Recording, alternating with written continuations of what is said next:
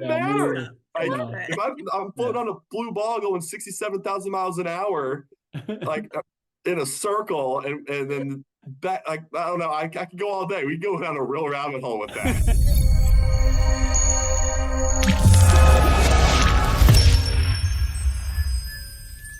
So Frankie, my 5-month-old, is sleeping upstairs, so I'm gonna have you blow the whistle today, Ty, if Ella's not sleeping.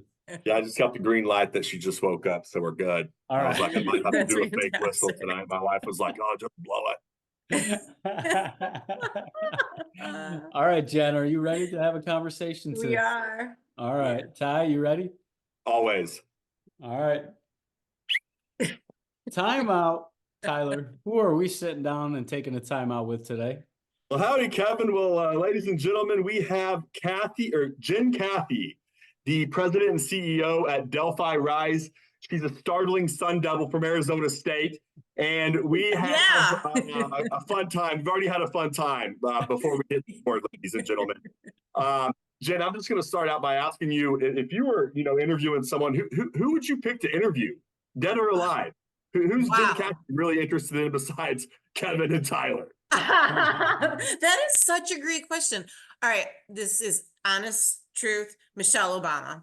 I got to tell you, there's something about that woman. She is a powerhouse. And when I listen to her and her quote around when they go low, we go high, I'm like, I need to meet that woman. I need to understand what it is about her that she can rise above it all. And she always looks so put together. Yeah. And she's got such a great sense of humor. And she chose Barack. There's something about that. Like, she's like, yeah, she vetted him. She's like, I think he'll do. What a woman. That's fantastic. I And was just reading about her the other day. she's great. She came up in this book, and how she scheduled her calendar was like really looking at her life first. So her family Mhm. responsibilities, what recitals she had to get to, and then actually scheduled all of that on her calendar first, Yeah. and then scheduled work around it. And I just love like that prioritization, because I'm the total opposite, and I know a lot of other people are, but we're all trying to Exactly. integrate work and life, but it should be life then work. So it's kind of really interesting the way that she did. Yeah. That's exactly what I've heard about her too. And I think when you're in a position like mine, it is so easy to forget that you have that life, right? And yet I do. I've got 2 kids, a husband, a couple cats hanging out here. I have a lot of great friends, but it's really easy to get those priorities all jumbled up, especially when you're doing work like nonprofit. And that's one of the reasons why I think Michelle is such a superstar, because Yeah. she figured it out somehow. I'm sure she has days she doesn't feel like she figured it out, but Oh, definitely. Yeah. yeah. Tyler and I are always talking about, and we're realizing more and more it's about the journey, not the actual destination. Yeah, that's And right. since Tyler had shared that with me in that way, I was like, holy cow, you're right. Yeah, it's like a t-shirt worthy Yeah, journey to It's like definitely. boring. destination. Like once you Yeah, get to your destination, it's it very is. underwhelming in Yeah, my then Yeah. experience. what? I'm There's a like, then oh, I what. did it. Yeah. And I'm What's like, next? tell my 1-year-old I did it, my wife, but I did it. Yeah. Just so you can tell everybody, I guess. But I don't even do that. So Jen, I got a question for you. If you were to design your own like bumper sticker, right? I Mhm. find bumper stickers just hilarious. I think they Yeah, tell you so much about that person, whoever's driving that vehicle. yeah. If you could design your own bumper sticker, and as you're passing by, this message would leave that person that you're passing with, what would your Mhm. bumper sticker say? Oh, if I had to design a new one, I don't know, because I've always loved that bumper sticker that says "mean people suck." I don't know why that is, but I saw that once. I don't even know where I was, and I'm like, oh, that nothing says it better. Mean people do kind of suck, Yeah. but it's sort of the opposite. I don't know. In social work, you're always trying to reframe and go for the positive. So I'd have to do a spin on that. Like, I don't know, be kind is a little lame. So I got to think about that one. But Okay. can we All right. just take mean people suck for right now? Because Yeah, we'll accept that. We'll accept rebrand that. that. All right. We'll ask you at the end of the I'll show, take how it. you All right. That's reframed great. Yeah. it. Yeah, simply Uh, put. And so Jen, I'm not too versed in, I guess, social work. And it looks like yeah. you've been doing Yeah. this for a while. And it looks like you went to Geneseo, then went out to Yeah. Arizona State to get your master's. who's on the Mount Rushmore when it comes to social work? Like, give me like the top four. Yeah, well, you got like the Jane Addams, and so she was like their traditional social work where she founded these houses, right? Where a Hull House where people would come and actually receive services. So she's sort of like, the back end, sort of building out that social work model, and that's really inspired so many of us. I think it's interesting because I think when it comes to other social workers, it's not necessarily the people that get the recognition, because that's really not what social work is about. It's the movement. So we had sort of that community-based movement, and that was really, maybe social work shouldn't all happen in a place, but rather where people are living. And then there was the community-driven movement, which is, wait, the social workers, the medical field, the experts, they don't have all of the knowledge. The people living in these situations have the knowledge. And so we've got to flip that paradigm a little bit. And then that becomes more about the community tells us what they need, what they want, what they have need of resources for. And then we partner together to figure it out. And so what's happened is over time, thinking has transitioned. But again, social work isn't about the person, it's about the impact. So you're not going to see a lot of people's names out there. Again, Jane Addams was kind of the beginning of it, but it really in time, it's more around the movement and how we're supporting the people, the individuals that are looking for help and assistance as they thrive in the community. Gotcha, gotcha. And what do they really like hone in on, like in a master's program of social work? Yeah. Like I just do good things sometimes, right? And I call it a Yeah. freaking pilot. But when I see Right. someone who really is in it, like what Yeah. principles do they teach in there, or what did you get most out of your, I guess, your master's Oh program? yeah, absolutely. So that was a long time ago, first of all. So I gotta sort of scratch off the cobwebs a little bit. But my specialty was specifically in child welfare. And so a lot of what I understood and learned about was, first of all, understanding sort of the systems that children live within, right? And really learning about abuse and neglect, and where in sort of that intergenerational process of how sort these issues, these challenges are passed down generation to generation. Learned a lot about the court system, especially the family court system. I think other types of things that you need to know, which I wasn't prepared to know, is you need to know things like statistics, right? Like you need to understand research, you need to be able to understand outcomes. And so really, really delving into statistics became a big part of what I was doing.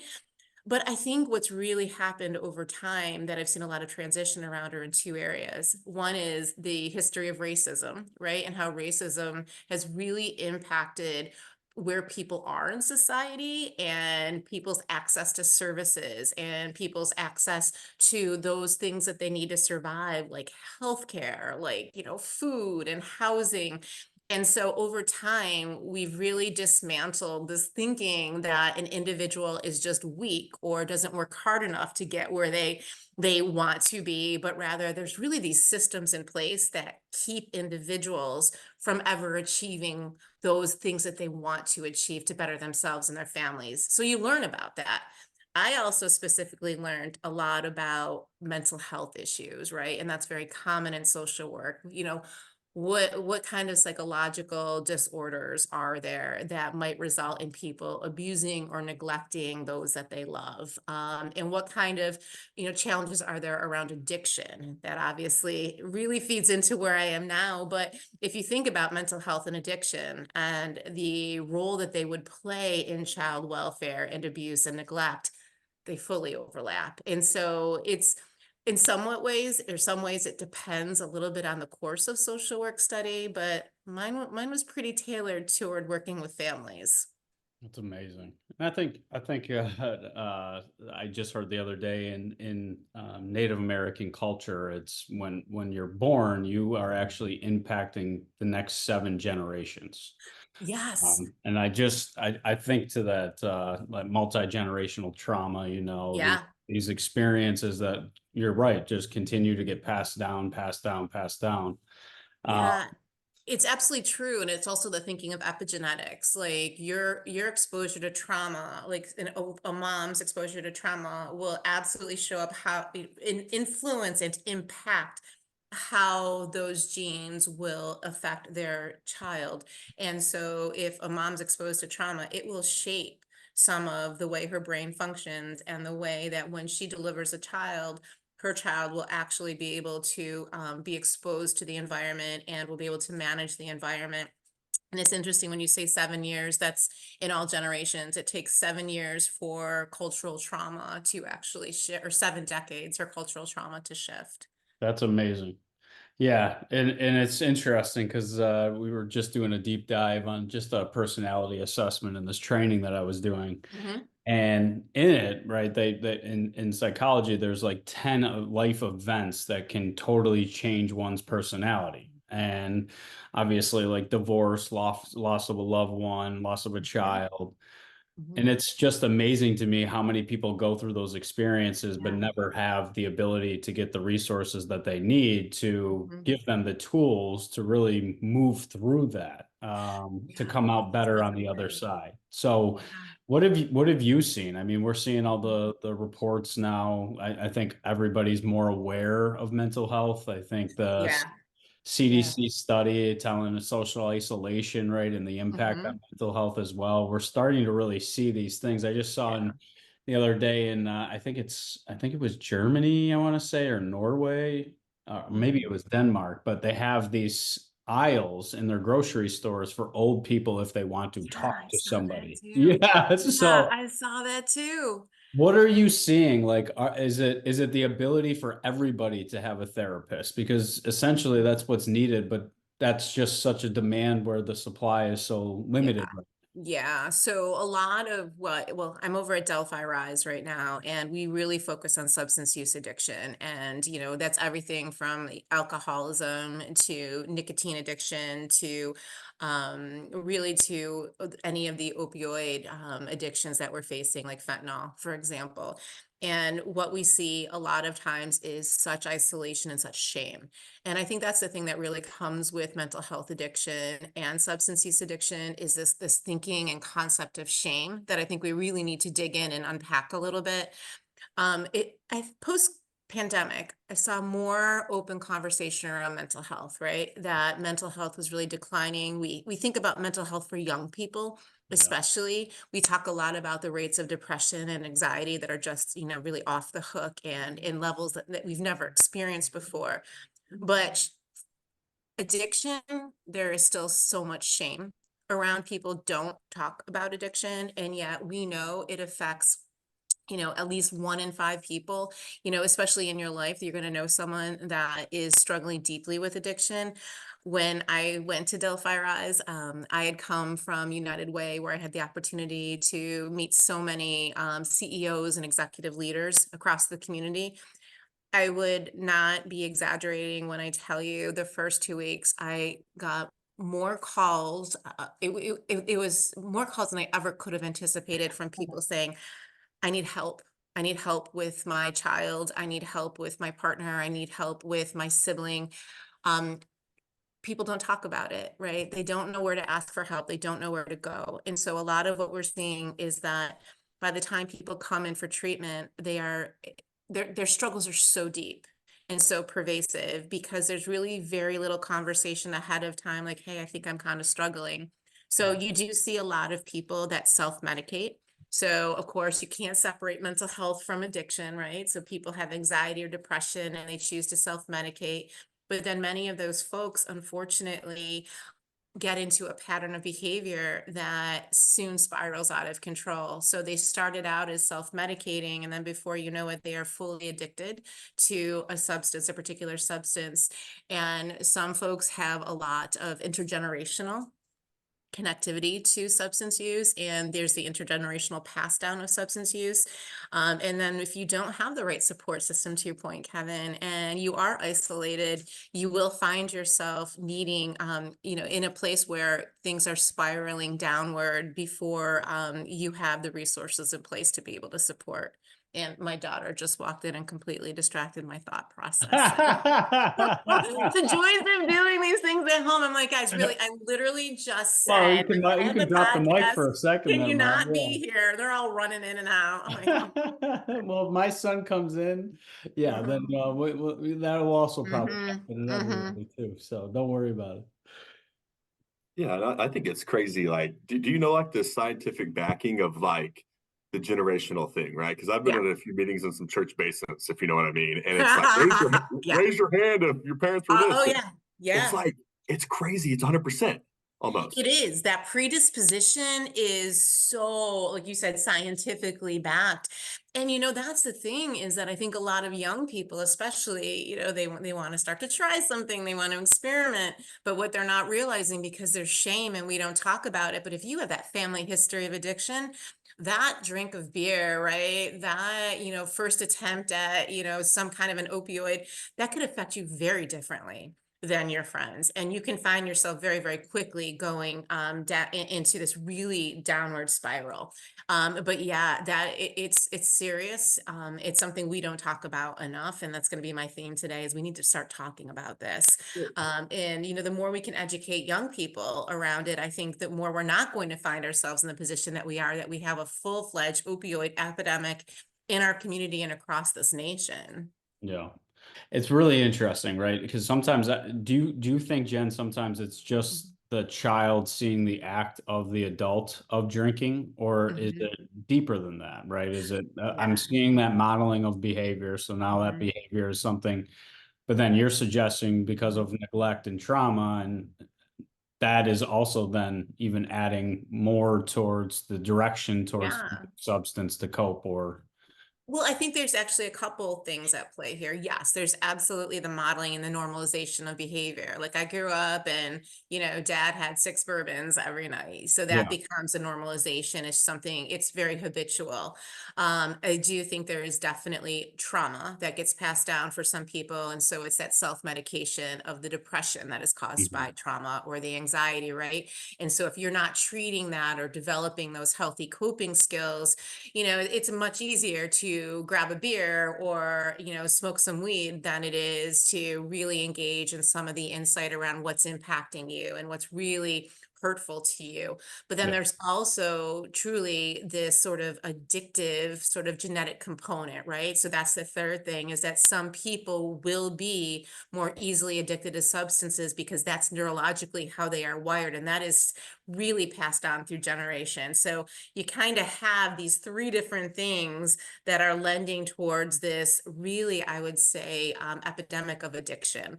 All three are really combining. And then you layer on that pandemic, when that was traumatic for many people, that did result in isolation. So again, using substances became a coping skill. And Yeah. so we've quickly seen things out of control. But we also do need to talk very much about what happened with the pain management that had happened throughout, the 90s, the very much unregulated pain management, because I referenced those people in the community that reached out to me for help when I started. The very real theme is exactly what you would have heard about in research. They had a son or a nephew or a cousin that had a back injury or some major injury. Often it starts out as sports or a car accident. They were prescribed opioids, right? So opioids, like, in general, they're not bad, right? When they're prescribed through a doctor and used, very sparingly, they are amazing painkillers, for example. And we Mhm. know that to be true. And yet what happens is, if unregulated, it only takes, I want to say, 5 days for your brain chemistry to change. And so if someone is predisposed to addiction, and they've been taking some kind of an opioid for 5 days that the doctor prescribed, their brain can completely change, right? The way neurologically they're wired. And then addiction can be the very logical next step for them. And so what would happen is, you start to, yes, at first it calms the pain. And then eventually what happens is you need more and more just to feel normal again, right? And then soon you're cut off by your doctor, you're cut off by the pharmacy. So what's that next logical step?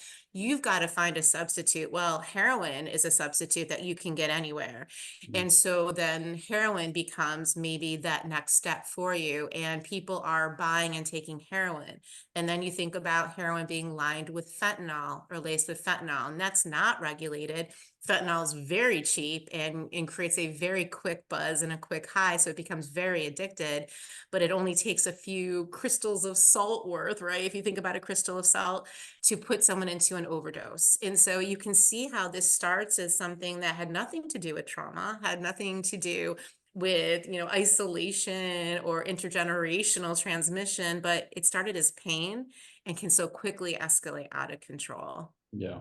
And does it have anything to do, because it's almost like we don't talk about our emotions enough, and It's it's exactly like right. the way that we are suppressing our emotions, the words like love and joy and happiness and sadness, right? And I've been reading a lot of parenting books because I think, like you said, a lot of this starts as a child. And I was thinking last night, and I just wrote that, we're all children. Yeah. Responsibility is what makes us adults. Other Yeah, than that's that, right. right? We're all Hmm. children, and I think, like, if we think like that, it's really impactful. But it's almost allowing, because we all heard it, right? I'll give you something to cry about, or any of these Exactly things. right. And now we're almost like suppressing those because we're not in tune with our own emotions. Hmm. Yeah, I think you're right. I think you're really hitting on something. I think even if we are in tune with our emotions, life is really hard right now. And there's so many stressors being thrown at us all the time. We're not even talking about the impact of social media and the negativity that comes with Yeah. that. But, It's almost correlated, Jen. it, When you say the it rising is. mental health is like something we've never seen. I mean, you have to look back in history and say, well, what has changed? Mhm. And that would be one of the biggest changes. It truly is. And I mean, I obviously am not an expert of the impact of social media, but we do know it's completely correlated with depression and anxiety because people are only seeing these perfect images of other people portrayed, and it's curated and it's not real. And yet you're starting to think, how can I be closer to that person? What's wrong with me? And Yeah. as soon as you go into that, what's wrong with me thinking and mindset, Yeah. that's where the self-doubt starts. That's where Oh, the big time. depression starts. And then you find yourself overwhelmed with images and you're going down a very negative rabbit hole. And layer on too, being especially with young people, because at Delphi we do serve a lot of young people, and what you'll see is that they are actually socializing less with their peers in person. All of it is online, all of it is through comments with strangers that they've never met before. And so reality is very, very different for young people. And I do think that isolation is negatively impacting how they show up, and then what are their coping skills, right? Like if you're not working a problem out with a friend and trying to really deal with something, you're not developing coping skills. And the minute in your life you're confronted with a difficult problem, you don't have the right skills. So it's very easy to sink into depression and anxiety. And if we're not talking about that, we don't have those connections. What's your next step? Well, I'll just smoke a little weed or have a beer, and that's going to calm me. And then before you know it, it's just a very downward spiral. But I do think it does stem back to how we express our emotions, how we connect with other people. And you said fun. And I think that is such a huge part of this, is the ability to know that life is really, really hard and we take ourselves very, very seriously. And we don't have to always do that. Like we actually get to laugh loud Yeah. and show up and claim who we are and find joy together, because otherwise I think it's so easy to get sucked into this negativity. It's Oh, such a definitely. rabbit hole. Definitely.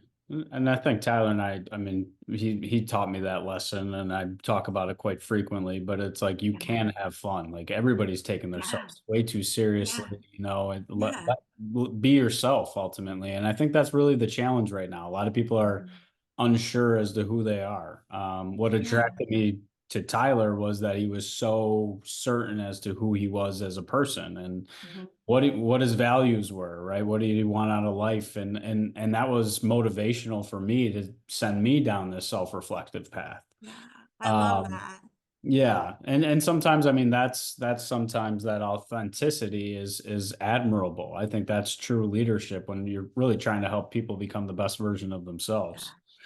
Yeah. When you talk about, right, the you being a CEO, right, of a Mhm. small nonprofit, it's all about chasing your passion, right, and your Yeah. purpose. Yeah.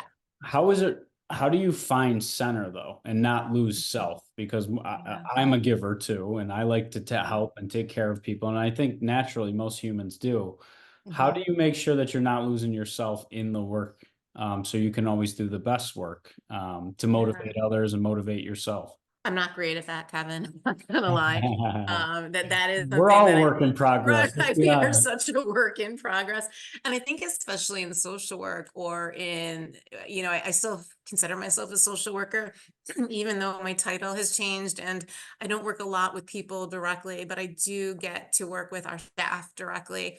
And I think for me, the centering, it is realizing it's just so easy, I think, to feel like, well, I don't have it that bad, right? Like my problems aren't that big because I see A, B, and C over here. Like I see this person struggling to even get food on their table or struggling with deep mental health issues. I don't have that.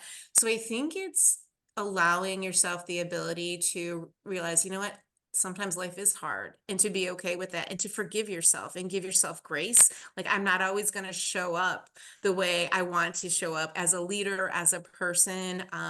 So I think it's honestly, it's finding permission to not be perfect all the time and finding permission to learn new things and not be expected to have the answer. I mean, that centers us all because in the end, like you had mentioned earlier, like we're all sort of kids, right? And we're given this huge set of responsibility, but in the end, we all want to be accepted. We all want to be loved. We all want to make a difference in our life. And I think put aside that other people have things worse, put aside that my problems are small compared to someone else's problems and just say, you know what, today I'll give myself grace and I'll let myself feel a little sorry for myself.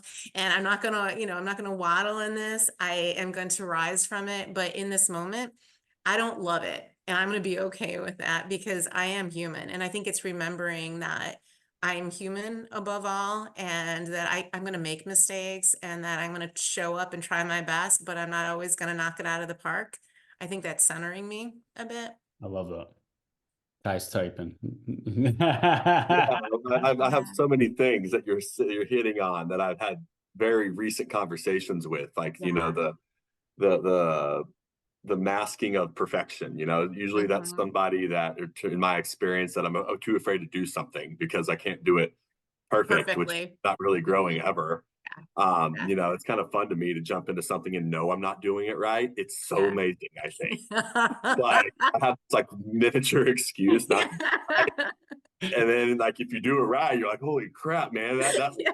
or that didn't work. And because I think I was talking to Kevin, like I don't really trust anyone if they can't tell me how many times it messed up on them. You know, Yeah. like if it Yeah. really went that great for you, like you may Yeah. have learned from someone then that really Mhm. messed up over and over and over again. Yeah. And Yeah. I find some like superpower in people if they come on the other side of like addiction or Yeah. whatever it may be. Mhm. I think if we could just point people to a purpose and Yeah. get addicted with that, it's like, Yeah. holy crap, get out of this person's way, man. They're on like some other level that I can't even put on paper, you know? Mhm. Um, I think, emotions, like I always say, this too shall pass. Good emotions, Mhm. bad emotions, neutral Yeah. emotions. And, Yeah. and I think it's like rule number 59 and not take yourself so serious because nobody else does is amazing. It's like, I don't know, that really gets to me. And just diving in on different things. There's so much in life we get to do if we want. And it's almost boring if you're good at something. Like, are you really going to go practice something that you're already good at over and over to try to like perfect it? That's exhausting, I think. It is. Getting to do new avenues, new hobbies is big, I think, and just Mhm. new purposes is Yeah. really cool to me. But I think in the world of addiction, they really harp on the addiction side, but I think Yep. if we get those, and it's really important to have leaders that are vulnerable, I think. Mhm. If you come into a place where you have a leader who hadn't been there, Yeah. like, Yeah. it's really Hard to weird. relate. Yeah. So, It's, yeah. it is. Yeah. Yeah, It's so I you think go into it's true. a that's whole probably room what and they're stemmed like, that whole like I wasn't good enough to talk to them because I Yeah. think a lot of the leaders that I had like Mhm. looked up to or worked for, Tyler, to your Mhm. point, they weren't vulnerable to share all the hiccups, bruises, cuts, scrapes, and Oh, internal yeah. scars that they got in order to get to where they are. And here I which was is like, oh, underwhelming this where they guy are must because walk the on water. destination. Yeah, this guy must walk on water, I guess. I don't walk on water. I sink like a stone. So Oh my gosh. yeah. No, I think you're hitting on it too, because you mentioned that Tyler is authentic, right? And that's like being vulnerable. You can only be authentic if you show up in a way that is vulnerable. And, I'll tell you, I'm reflecting on some of my leaders, those that I've most admired, and they have all have been those that have freely been like, you know what, I'm giving myself permission to mess this up. I didn't show up the way I wanted to, and that's okay, because tomorrow I will. Yeah. And there's something so beautiful because, again, like, I don't know, if you're in a toxic work culture, it's a gotcha culture, right? You're waiting for someone to mess up, like, aha, there you are, I got you. And when I Yeah. think you have a leader that is vulnerable and real and authentic, it's not gotcha. It's like, wow, yeah, it didn't go the way we wanted to. Let's all have grace and give each other permission to try something different tomorrow. And that's been, I think, such a life lesson as a leader, is not having to show up perfectly. Yeah. And in fact, no one is going to show up perfectly. So believing anyone could is just, it's Yeah. a bunch of garbage anyway. Setting So us up for, yeah, not And I being think, yeah, satisfied with the outcome or the result. and they yeah, even no, have like the absolutely. mindset of be your own leader, right? Like, why are you waiting on someone else Yeah. to pick me up or to tell me I'm good? Even if they tell me I'm good, it really doesn't matter. It really Yeah. doesn't. If they It's tell you you're seeking bad, that it really external doesn't. validation versus internal. Like, internal validation is the strongest thing, and yet we so much Absolutely. seek it from the outside. Absolutely. Absolutely. And that's where I think it was like when you don't know yourself, you're going to compare Mhm. yourself to others Yeah. continuously. I mean, it's Yeah. just like and it's amazing to me because you're right. With social media, it's like here's this false sense of perfection, but even the millionaires that post these lavish lifestyles, very Mhm. few share the story or the journey that it took to Does get not there. So it. then it's like, oh, they just got that. I want that. And why can't I? Yeah, Why can't why I just can't I snap my have that? I must not fingers? be good enough, Yeah. or and that's where I think we're so focused on our weaknesses rather than our Mhm. God-given born strengths to try to be something that we're not. And I think ultimately we end up trying to be two different people at times and not sure what Yeah. mask that we're wearing in that moment or in that conversation. And you wonder why people feel isolated, right? Because Yeah. everyone else has it together and you Yeah. don't. And And that's why so one it of just those favorite perpetuates things that. is like I see you is Mhm. one I of those love that. most empowering things Mhm. because even that homeless person, if you validate them with Yeah. just a wave, Mhm. sometimes that's all that person needs as far as that forward moving Mhm. energy in a positive way that you could jumpstart and kickstart something that you'll never realize, but and you never want credit for because you won't see it happen. Absolutely. And Kevin, as you're talking, I'm thinking about an earlier question when you had asked about social work and what do you learn in social work school, and thinking about what I learned and how the field has changed, when I was there, 30 years ago. Now I can't even believe that. When I was in social work school getting my graduate degree, we were taught not to self-disclose, right? We were taught that we had to show up as experts, and therefore we had to be very well trained in different theories of family therapy and knowing all of the psychological, diagnoses. And that's changed over time, where it's actually very important to that client relationship that you share some of your vulnerabilities. And we all know, well, I don't know if we all know, but I know the people that are probably the most underappreciated, but are the heroes in mental health and in addiction right now, are peers. And peers are people that have lived experience. So, we hire peers at my organization who have gone through recovery, and then they're there greeting folks who are just starting to think about recovery for the first time. And I think about what a difference maker that is, that self-disclosure. And I think what happens is in life, right, we want to show up as the expert in ourselves. Like, we want to show up with our, our best foot forward, and we are the experts on us. And then when I think as a leader, if you're constantly portraying yourself as perfect and as an expert, you're not setting up an expectation for your staff that it's okay for them to, when they're with their clients, be vulnerable. And when they're with those individuals we serve, not show up perfectly. And so it really creates this sort of, I think, this dissonance for staff that, wait, I'm being told I can engage in self-disclosure and be real with our clients, and that's the best thing for them to recover and heal. But I see my leader who is trying to show up buttoned up, perfect, and an expert in all things. Like, what do you do with that mixed message as a staff? So we got to kind of unpack that and Yeah. back that right up. Is if we're really here to serve individuals, we're going to flip that whole dynamic on its head. Oh, And we've got to all exactly. be vulnerable and authentic and not trying to engage in that gotcha moment, or no Yeah. one's going to learn and grow. I think it gets back to, and maybe it's the same course or the same textbook used in MBA schools, to be honest, Jen, taught not to disclose self. I mean, how many leaders go Exactly. into this false pretense that I step into this role, I need to now know everything, Oh, or yeah. Oh, so we I were think told never even have pictures of your family in your office. Don't even talk exactly. about having a family. And if you thought about bringing religion into the conversation, like you would have been Yeah, taken out back and shot, right? yeah, And what yeah. a difference that is, because we know how important faith and family It is to is. any All sort these of things recovery. outside of work is like Right. we wanted to separate it all and just be like I'm That's working. exactly As an right. employee, we were told, almost encouraged to do that. Don't tell Mhm. anybody how much you make. And I No, mean, no.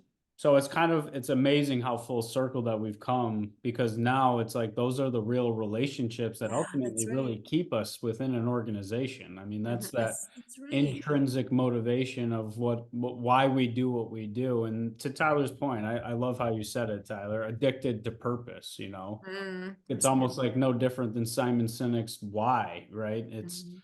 That's what moves people to do certain things. Yeah. So Yeah. Jen, if I had to ask you your why, your daily intention, Mhm. like what is Yeah. what is Jen's daily intention? What is your personal mission statement?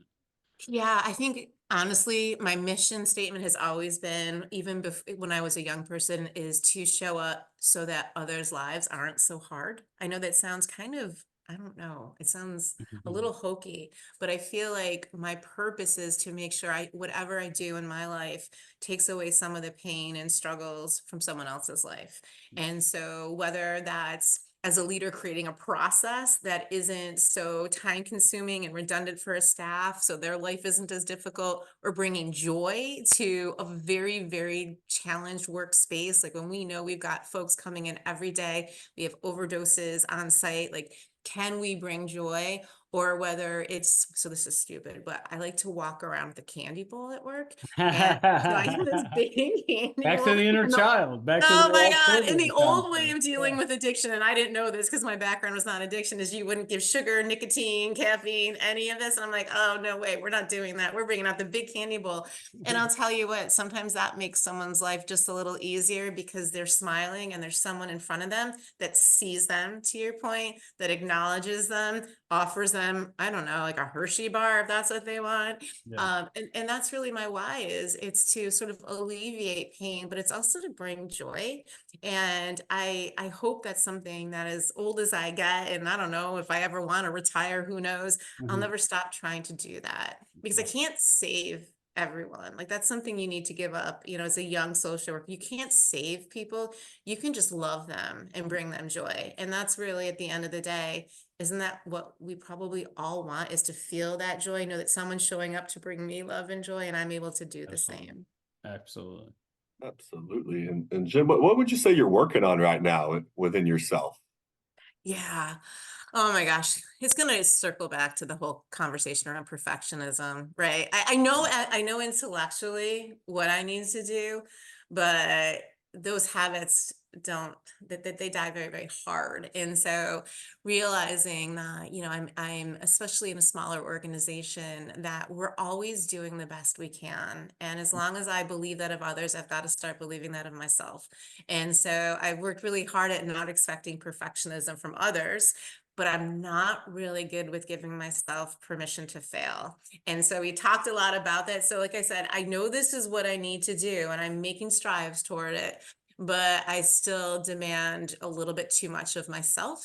Yeah. And that's not good for me or the folks that I lead. And I recognize that. I don't want to be a hypocrite. And it's very Yeah. hypocritical to say to people, no, give yourself grace and permission, Yeah. and we'll be able to fall down together and pick it back up together. And meanwhile, there's this voice in my head saying, but not for you, Jen. That's not Yeah. your That's for rule. everybody That's for else. everybody else. Right, right. Yeah. So Tyler and I recognize. are, yeah, I would say very similarly in some of the other areas that I'm looking to improve, but it was worded to me in this way the other day, and maybe it's helpful for us here in this conversation, or anybody that's listening. But the way that she talked about those is when we're Mhm. authentic, those core values. How many of those core values are we actually applying to ourselves? Yeah, that's right. integrity. I like that's one of mine, but Mhm. sometimes I'm not even honest with myself, allowing myself to give Mhm. myself what I need in order to help others, right? And it's kind Yeah. of a very interesting way. So it's like, how can I be authentic when I'm not even, to your Yeah. point, giving myself this grace? I'll celebrate everybody else's successes, but I won't celebrate my own. So you're finding yourself in this like confusing area, but it's also only through reflection where you're like, oh, that's why this keeps happening, or this is So Kevin, are you working on that? Are you working in big time celebrating every yourself? single day. Yeah, Yeah. absolutely. But I think I get that opportunity because tomorrow I'm still breathing, hopefully. But Yeah, that's what can right. I do today? And I think sometimes people get so caught up in the past. Mhm. They almost get trapped by their past, not realizing that they're still kind of writing their own story. You're Yeah. still writing your script, and just like movies, those scripts can change 1,000 times before they're perfected. So I think we're meant to mess up. Yeah, Tyler's I say, or not be perfected. Maybe the Yeah, script's Tyler's not being reading perfected at Exodus right all. now, and I went on a dive on Moses, and Mhm.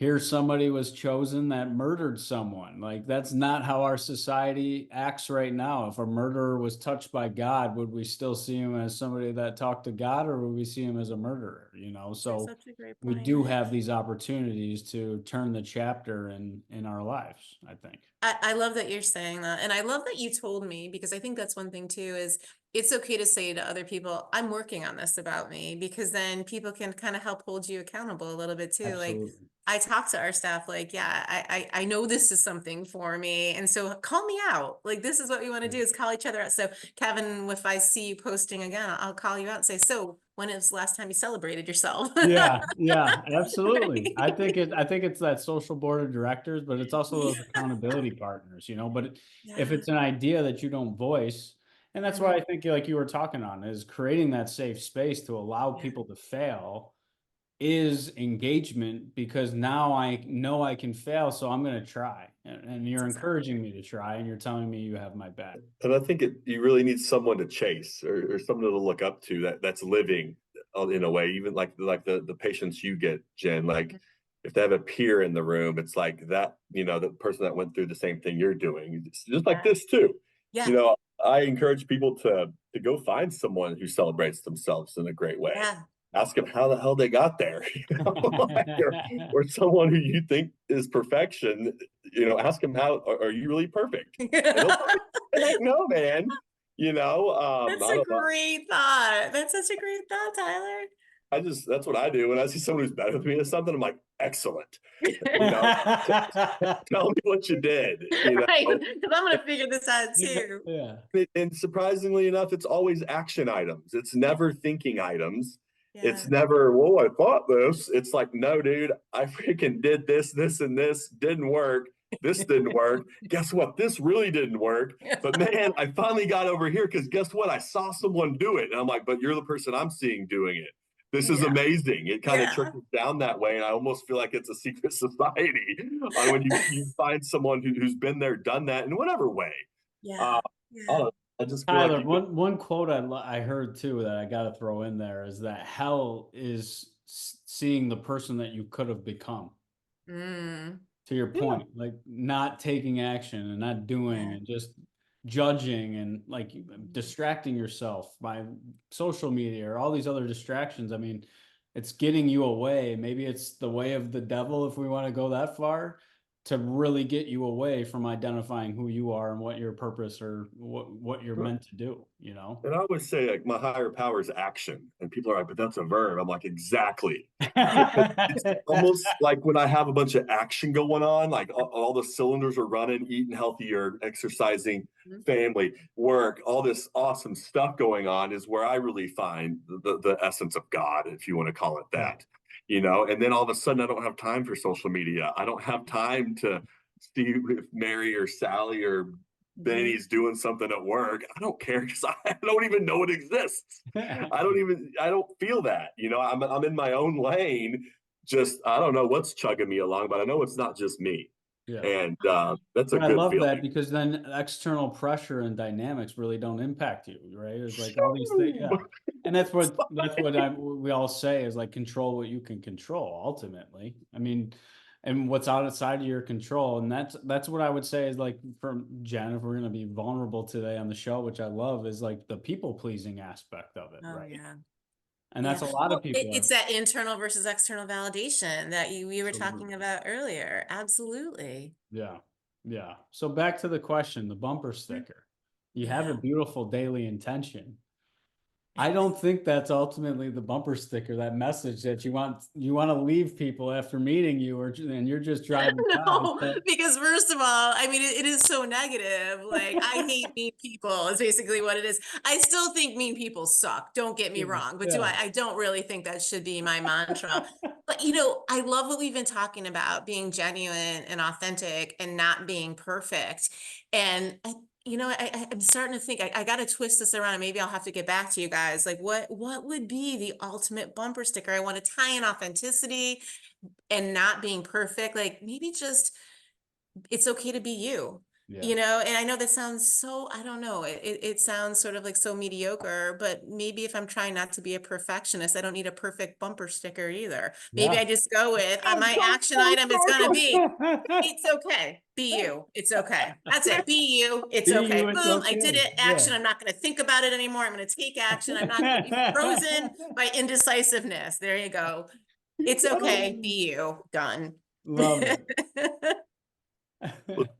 coming up on time here, and I got to know what's on the playlist right now. What does Jen Cathy rock to on the way to work? Or Oh my God.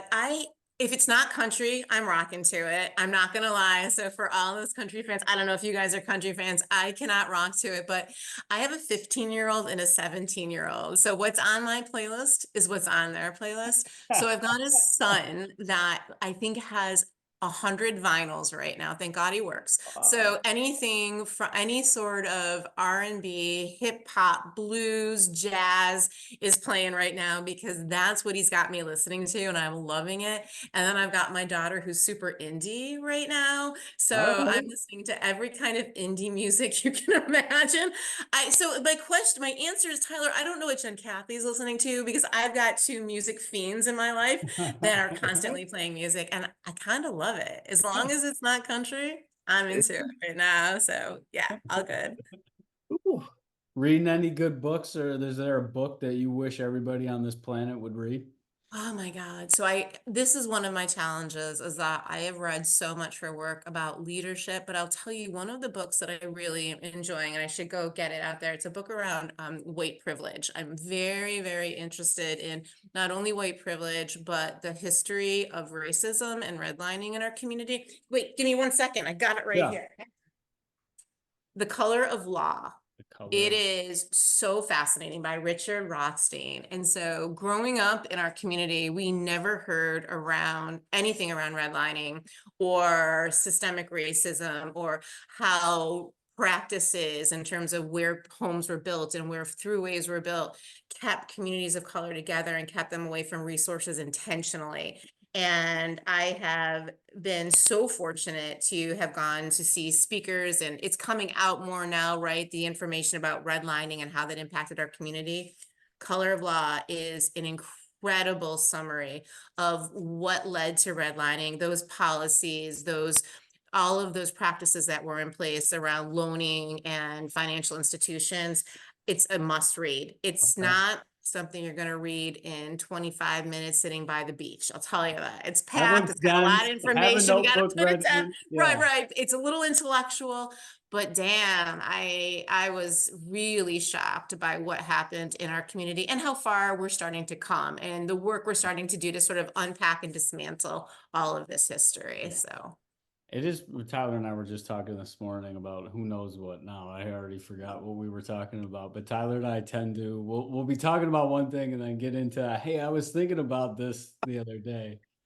But it's amazing, like history, right? Just history in and of itself. It does have somebody else's perspective mhm. written in, because who was Of writing course. history, right? Yeah. So the selfish interest of that individual always finds its way of telling the story of the past. And that's Exactly one it. thing that's certain, is time, just like today with the eclipse that we're all excited about. I think the greatest lesson that I'm taking away from it is that that shit it can be predicted. Nothing else can be predicted. That's exactly. That's so true. Nothing else can be predicted. But That's the bumper thing every sticker you 200 need. years should be passing over that spot. Yeah. That is so true. Oh my God. That is So that will be absolutely- happening long after I'm here and way after Yeah. my kids are here. So that really, to me, just to Tyler's point, that was Mhm. almost like the reduction to the ridiculous that I needed, to just say like, wow, here we are thinking, because we're only one species ultimately, even on this planet, as there's billions of them. So who am I to think that I'm something? Talk about perspective, that my perfection matters. You know what I mean? Exactly. It's all in a Yes, to perspective. only who? Me. And Yeah. so, That's yeah, feeling of all time when you grab that. absolutely. Like when You're I'm in a plane weightless. and I see all the cars, like little ants driving around, like That's one right. car's real happy, one car's pissed off at someone.